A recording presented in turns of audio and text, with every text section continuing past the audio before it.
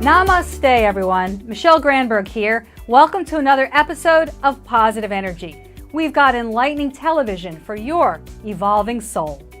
On this show, I introduce you to Marco Dolce and the Jupiter Gong. Sounds and vibrations created by the gong induce the listener into a state of spontaneous meditation and relaxation, moving positive life force energy throughout the body. This effect promotes vitality, healing, and awakens consciousness for transformation. Prepare to be bathed with sound as positive energy starts right now.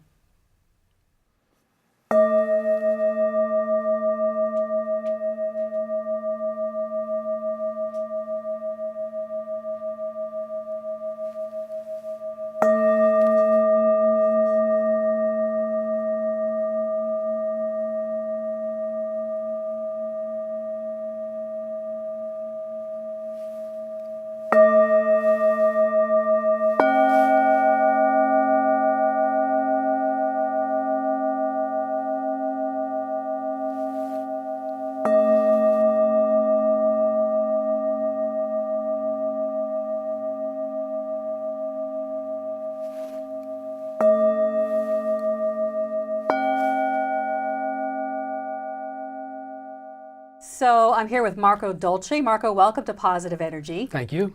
So you're a sound healer, and sound healing is a form of alternative or complementary healing. You're known for your use of these sacred instruments in very contemporary ways. That is correct. To help people. So what is sound healing? Well, broadly speaking, sound healing is the application of sound waves, sound energy, to the body to effect a positive change in the mind, the body, or the emotions. So when people ask you how does it work, what do you generally tell them? Well, it works in several ways, really multiple levels. With the instruments such as gongs and singing bowls, they engage the mind. And we can think of a sound healing session with gongs and bowls as a meditation in that they engage the mind, help to put one in a spontaneous meditative state. When the mind slows down, the autonomous body slows down, the autonomous nervous system. So when the mind is calm, the blood pressure drops, heart rate drops, breathing regulates down lower, and it puts one into a relaxed state, which is conducive to healing. Yeah, that's the optimum state for the body's wisdom to kick in and do what it was designed to do. Exactly. But stress interrupts all of that. So talking about stress, that's the key. Reducing stress is the key to everything. There are so many stress-related conditions. So talk a little bit more specifically about what types of things that sound healing can help address potentially. Well, this manner of sound healing can help address feelings of depression, of anger and separation. People often feel that their connection to oneness or a greater reality. They also feel more comfortable in themselves. Most people come out of a session just feeling rejuvenated, relaxed, opened up, if you will. And for most people, it's a very pleasant experience. Well, I mean, I've experienced it with you and in other venues as well, so I can definitely vouch for that. What's some of the feedback you've gotten? I'm most curious about the spiritual level aspect of things. So in terms of that, what do people report? Well, as I said, some people feel a sense of expanded consciousness or higher awareness. Other people have, let me back up a little bit. What sound healing does, we can consider it energy medicine in the same way that acupuncture or Reiki or Jinsen Jitsu, in that they all attempt to address the energy body. Yeah. The flow of energy. Exactly. Whether you call it chi or prana or orgone, it's the same thing. And it's this idea of removing blockages and restoring the free flow of energy. Now, in acupuncture, for example, it's much more regulated and targeted. You know, the meridians are mapped out and they're very specific points.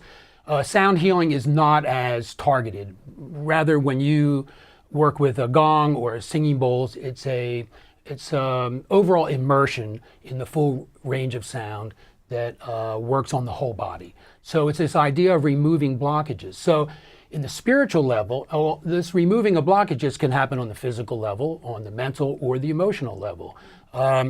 On the spiritual level, people report greater insights into their lives and their problems. Some people have had kind of personal epiphanies about where their life is going, what they should do. On the physical level, I've had people report, one lady told me she passed a stone after a sound healing session. So again, there's that idea of energy moving. Yeah, so it's that subtle level of things. Right, but the physical is where it shows up, and Right. so I always talk about raise your vibe. That's my way of saying that's really essential to health and well-being, mind, body, and spirit. That's one way of putting it, yeah, because it brings you into a state of optimum vibration, and that would be one way of saying raise your vibe. You know, I think of the energy body as if you're in a bad state or you have a sickness condition. I visualize the body as not being as bright as it might be. If you could just see your energy body in a state of optimal health, you would be bright and luminous all the way around. But when you're in a state of disequilibrium or disharmony, you're not shining as bright as you normally would. You might see places where the field is darkened or not as bright. And what sound healing does is go in and sort of refurbish or re-energize your energy body so that those darkened places are now shining brightly again. Yeah, that's a great example of that. You know, I do Reiki as well and teach Reiki, and so it is, for the newbie, it's hard to sort of describe it, but to give them a feeling, a felt sense of it is really how people do learn. So clearing out those blocked, dense areas, lightening up and creating a higher vibration on all of us. So is it, in your observation, becoming more mainstream, a little more in demand, a little more accepted, sound healing in general, plus what you do with the gong baths? Is it gaining in popularity? Absolutely. I got into working with these instruments over 20 years ago, and at that time they were very esoteric. Hardly anybody knew what a Tibetan singing bowl was, or gongs. People knew what gongs were, but not in the way we're using them here. So that was, you know, like 1995 when I started this work, and I've seen it explode since then, such that I saw a commercial for the Super Bowl where somebody was playing a singing bowl. And I've been to flea markets and they're selling singing bowls. So it's really has come into the popular consciousness, and more people are aware of it and interested in it. However, it's not so much accepted by mainstream science yet. Yeah, so maybe that's next, or maybe not, but well, it's perhaps, okay. But I think it's starting to. You know, various institutions are now offering complementary or integrative medicine, and sound healing is starting to be a part of that. Yeah, it's a wave that's happening. Yoga is so much more accepted. Meditation, totally and completely mainstream at this point. So you did bring some friends with you today.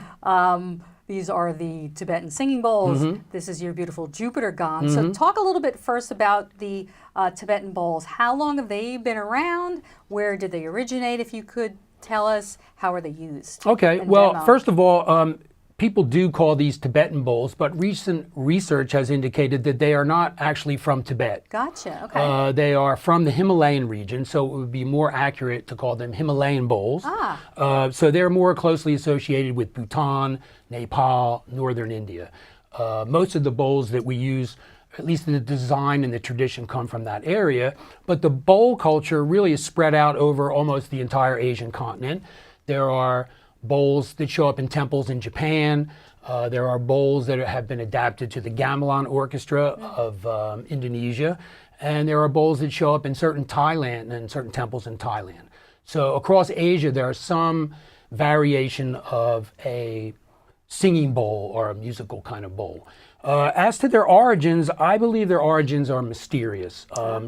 Despite their connection with Tibet, there really is no mention of singing bowls in any of the Tibetan Buddhist writings. And a friend of mine who traveled a lot in Tibet and who works with bowls asked a Lama, what is the history of the bowls? And the Lama told him the bowls go back to the Bon culture, and that's B-O-N with an umlaut over the O. The Bon culture was a magico religion that existed in the Himalayan region before Buddhism came there. So it was like a shamanic religion, and this is what the Lamas say the bowls go back to, more the pre-Buddhist culture of the Himalayas than the Buddhism that is there now. Very interesting. Personally, I think they're much older than that. An interesting note is that I was in the Louvre in Paris, the Louvre Museum, a few years ago, and in the section for ancient Egypt, there was an exhibit of household items. But in that exhibit were some metal bowls that looked exactly like singing bowls. Same color metal, the same hammer marks, the same shapes. And I have a picture of this on my website or on my Facebook page with the caption, ancient bowls or singing bowls in ancient Egypt. I thought it'd be funny to write to the curator and say, hey, can we try playing these bowls? But I figured they wouldn't appreciate me trying to hit their those were more museum pieces. 3,000-year-old bowls. But personally, I think they go back way before the Himalayan time, the bone culture, and I believe they may even go back to the pre-flood ancient civilizations of Atlantis or Lemuria. I think it's a very, very ancient human Very thing. ancient. That's just my feeling. And they're beautiful. No, you can feel it as you look at them. They just look ancient. It's like they've held on to that legacy for them. What are they made out of? They're made out of metal. Legend says that the authentic singing bowls were made from a 7-metal consecrated alloy. Each of the metals corresponding to one of the known planets of the time. So I can't remember them all. There's iron, nickel, gold, bismuth, antimony, and two that escape me right now. Pretty good to remember almost all of those names. So that's the idea. I've never melted one down to actually do an analysis, but that is the legend behind it. Nice. Now, these are antique bowls. They're probably hundreds of years old. There's not a lot of these instruments to go around. Many of the bowls you see on the market are of modern manufacture. Some are fairly good. Others are not so good. There is a wide range of quality. The really old ones. The old ones, I acquired my bowls from a private collector who had been importing and collecting bowls for 20 years. And the ones that he had that I got, he said there was a little extra magic in them, which I believe. There's a certain almost supernatural quality to the vibration and sustain of these instruments. Maybe they're holding on to the energy of a previous owners. Perhaps. Sometime I get that feeling. You can almost energy. feel that energy in the spiritual energy invested in the bowl itself. I believe that as well. So can you tell us about the gong then as well? Well, gongs, in terms of the history of the gong, where did they come from and where were they found and originated? We think probably China. Although there's not a lot of record and there's not a lot of antique old instruments around like there are some more antique singing bowls. There's an old tradition in Asia that you would use metal to go to war with, and when the war was over, you melted the weapons back down into musical instruments. So it's not too far of a stretch to think that some warrior had a shield and then hit it and got a nice sound out of it. Sounds good. Let's play. And the local holy man said, wow, let me borrow your shield. But that's only my conjecture. It's a good theory. It seems that perhaps China, there are some ancient writings in the yoga tradition about the gong. But my personal belief is that in ancient times, metal objects such as these were only really affordable by the wealthy. Any kind of metal objects would have been a luxury item, and something that had this much metal and this much craftsmanship would have probably been very rare. So in China, to this day, the gongs are thought of not so much as a healing instrument, but as an instrument of good fortune. Because if you had a gong, you were wealthy. And early gongs made by this company, Paiste, had a Chinese character on it that meant good fortune, Tai Loi. So there's an ancient, correlation between gongs and wealth and fortune. Chances are that, as spiritual people and holy men and shaman over the years have adapted various sound technologies to their own pursuits, probably some holy man got a hold of a gong and saw its potential and used it. But there aren't really any, that I know of, formal writings from ancient times talking about the use and manufacture of gongs. So it's fairly obscure. Yeah, and this is what makes them so special. It's like whenever they're in the space, the gongs, you just want to look at them and you just want to listen. And I imagine everybody wants to touch them because how can you help yourself? There's something very appealing about the look as an art, as a piece of art, as well as the sound that's so unique. Yeah, absolutely. So when you use these in your groups, because you offer these gong baths, how does that look? So describe that a little bit. When people come for a gong bath, what can they expect from that? Obviously, you sit and play. You don't do the same over and over. You sort of vary. How do you work intuitively? Is that? Well, yes and no. It was like 12 questions in one there. First, the setup. In a gong bath, it takes place in a large room where you can arrange anywhere from 10 to 50 people comfortably. People will lay on a mat on their back is the optimum position with their head pointed toward the gong. So there will be rows of people filling the room.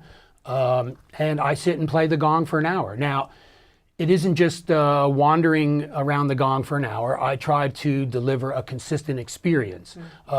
It's almost impossible to play the exact gong bath for an hour every time because owing to the dynamic nature of the instrument. It's not like a piano where you can get the exact same note over and over again. The gong is more dynamic. However, I do have a program that I work out. It's it's sort of a composition, you might say, only in that so that I can deliver a consistent experience to, the clients every time they come. There is some intuition involved just in terms of, how I worked out my sequences. And sometimes some new things will happen on the fly that I'll explore, in the middle of a gong bath. But I strive for consistency to deliver. So It's a good combination of both there. You're sort of tuning in on some subconscious level, and yet you also have a way that you normally, a routine that you have. So that's wonderful. So just tell us briefly how you got started in this. Well, I've been a musician all my life, ever since I was a child. And I've been a working musician and songwriter, band leader, performer. And it was around 1995 or the early 90s, I guess, I had what you might call a spiritual awakening that changed my world quite a bit. And at that time, I started to think, what are the spiritual applications of music? And right around the same time, I learned about a singing bowl. A friend of mine had one, and I really felt connected to it, sort of like I'd been there before. And I started to acquire bowls, and the more I got, the more I was enthralled with them and obsessed with them. So I started recording them and creating new music, and I put some CDs out in the what was then called the New Age music scene, and they were well received. So. And it's Xumantra, that is? Yes, my artist name is Xumantra, Xuman, Xumantra or Xumantra, Xumantra. If people want to look for it, they can search. Or on Facebook, I'm known as Marco Dolce, a.k.a. Xumantra. And your gong baths are all mostly in New Jersey, around New Jersey, Central Jersey, North Jersey, I go all over? I sort of have gong, will travel. travel. That's right, I've seen you in New York. Yeah, I work in mostly these days in North Jersey and also Manhattan. I go to Nyack, New York, and it changes as the venues come and go. But mostly in the New Jersey, New York area. I strongly encourage people to come out and check out the gong bath for themselves. It's something that you definitely have to experience. I think so. So I really appreciate the work that you're doing in the world. Any final words? I know you're going to play a little bit, so. No, just for those that are open to it, I would love to see you at a gong bath. Come check out my websites. Are we showing the website, or that'll be flashed on the screen? Okay, so check out my website to see my schedule coming up. I also teach sound healing if anyone is interested in learning how to use the bowls, learning how to use the gongs for their own spiritual development or to be sound healers. Please come see my website at AmericanSoundHealing.com. Gotcha. Thank you, Marco. You're welcome. Thank you so much. Thank you.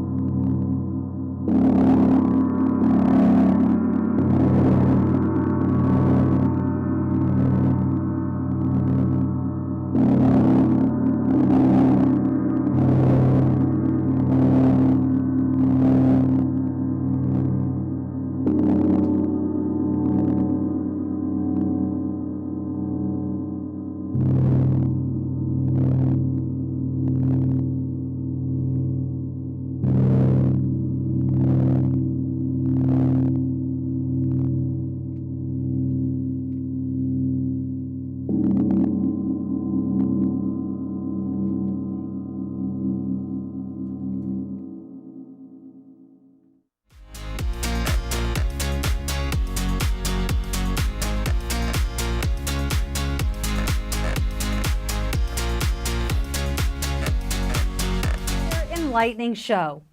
I hope you will make more time to relax and recharge. If you're interested in learning meditation and relaxation techniques, reach out to me at michellegranberg.com. Thank you Monday Morning Flowers in Princeton for the beautiful floral arrangement. Thank you for watching. Please join me next time on Positive Energy.